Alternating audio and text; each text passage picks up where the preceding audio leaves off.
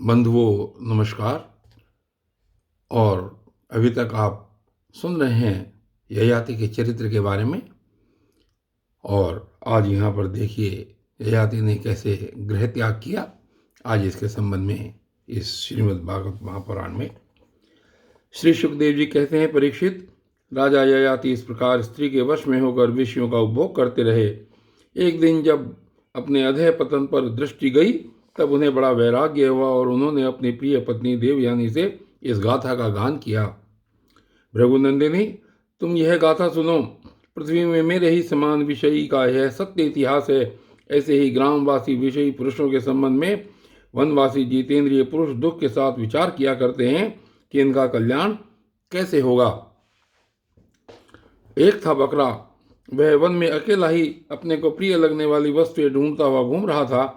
उसने देखा कि अपने कर्मवश एक बकरी कुएं में गिर पड़ी है। वह बकरा बड़ा कामी था। वह सोचने लगा कि इस बकरी को किस प्रकार कुएं से निकाला जाए।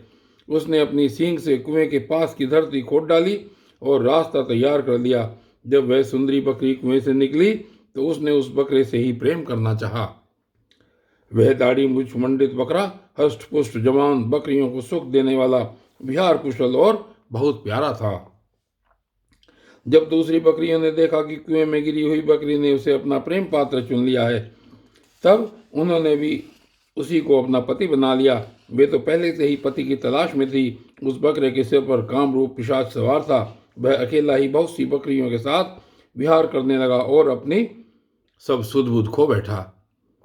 जब उसकी कुएं में से निकली हुई प्रियतमा बकरी ने देखा कि मेरा पति तो अपनी दूसरी प्रियतमा बकरी से विहार कर रहा है, तो उसे बकरे की यह करतूत सहन न हुई। उसने देखा कि यह तो बड़ा कामी है, इसके प्रेम का कोई भरोसा नहीं है और यह मित्र के रूप में शत्रु का काम कर रहा है। अतः वह बकरी उस इंद्रिय लोलुप बकरे को छोड़कर बड़े दुख से अपने पालने वाले के पास चली गई। वह दीन कामी बकरा उसे मनाने के लिए मैं करता हुआ उसके पीछे पीछे चला, परंतु उसे मार्ग में मना न सका। उस बकरी का स्वामी एक ब्राह्मण था। उसने क्रोध में आकर बकरे के लटकते हुए अंडकोश को काट दिया, परंतु फिर उस बकरी का ही भला करने के लिए फिर से उसे जोड़ भी दिया।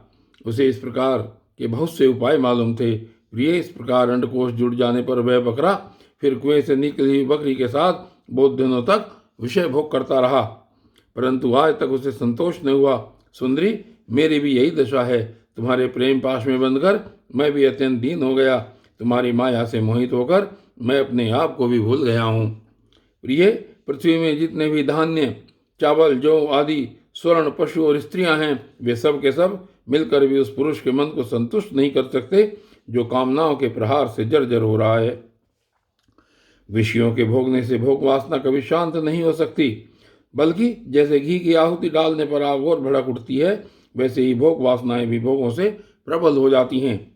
जब मनुष्य किसी भी प्राणी और किसी भी वस्तु के साथ राग द्वेष का भाव नहीं रखता, तब वह समदर्शी हो जाता है तथा उसके लिए सभी दिशाएं सुखमयी बन जाती हैं।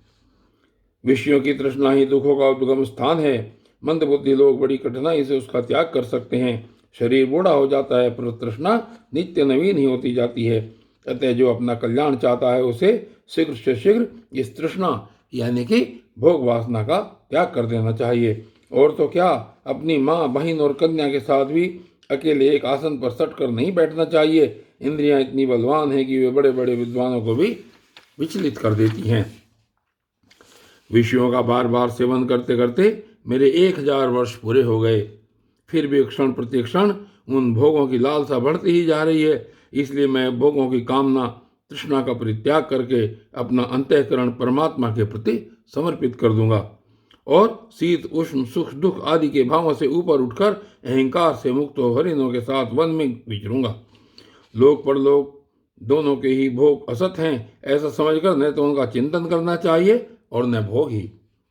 समझना चाहिए कि उनके चिंतन से ही जन्म मृत्यु रूप संसार की प्राप्ति होती है और उनके भोग से तो आत्मनाश ही हो जाता है। वास्तव में इनके रहस्य को जानकर इनसे अलग रहने वाला ही आत्मज्ञानी है। परीक्षित, ययाति ने अपनी पत्नी से इस प्रकार कहकर पुरु की जवानी उसे लौटा दी और उससे अपना बुढ़ापा ले लिया। यह इसलिए कि अब उनके चित्त में विषयों की वासना नहीं रह गई थी। इसके बाद उन्होंने दक्षिण पूर्व दिशा में ध्रुवयु, दक्षिण में यदु, पश्चिम में तुर्वसु और उत्तर में अनु को राज्य दे दिया। सारे भूमंडल की समस्त संपत्तियों के योग्यतम पात्र पुरु को अपने राज्य पर अभिषिक्त करके तथा बड़े भाइयों को उसके अधीन बनाकर वे वन में चले गए। यद्यपि राजा ययाति ने बहुत वर्षों तक इंद्रियों से विषयों का सुख भोगा था, परंतु जैसे पांख निकल आने पर पक्षी अपना घोंसला छोड़ देता है, वैसे ही उन्होंने एक क्षण में ही सब कुछ छोड़ दिया। वन में जाकर राजा ययाति ने समस्त आसक्तियों से छुट्टी पा ली। आत्म साक्षात्कार के द्वारा उनका त्रिगुणमय लिंग शरीर नष्ट हो गया। उन्होंने मायामल से रहित पर ब्रह्म परमात्मा वासुदेव में मिलकर वह भागवती गति प्राप्त की जो बड़े बड़े भगवान के प्रेमी संतों को प्राप्त होती है। जब देवयानी ने वह गाथा सुनी तो उसने समझा कि ये मुझे निवृत्ति मार्ग के लिए प्रोत्साहित कर रहे हैं, क्योंकि स्त्री पुरुष परस्पर प्रेम के कारण विरह होने पर विकलता होती है। यह सोचकर ही इन्होंने यह बात हंसी हंसी में कही है। स्वजन संबंधियों का जो ईश्वर के अधीन है, एक स्थान पर इकट्ठे हो जाना वैसा ही है जैसे प्याव पर पथिकों का। यह सब भगवान की माया का खेल और स्वप्न के सरीखा ही है। ऐसा समझकर देवयानी ने सब पदार्थों की आसक्ति त्याग दी और अपने मन को भगवान श्री कृष्ण में तन्मय करके बंधन के हेतु लिंग शरीर का परित्याग कर दिया। वह भगवान को प्राप्त हो गई। उसने भगवान को नमस्कार करके कहा, समस्त जगत के रचयिता, सर्वांतर्यामी, सबके आश्रय स्वरूप सर्वशक्तिमान भगवान वासुदेव को नमस्कार है। जो परम शांत और अनंत तत्व हैं उसे मैं नमस्कार करती हूँ। और बंधु, आज की इस वीडियो में सिर्फ इतना ही, और आगे जो राजा ययाति के पुत्र पुरु हुए हैं उनके बारे में आगे कथा चलेगी। तब तक के लिए धन्यवाद।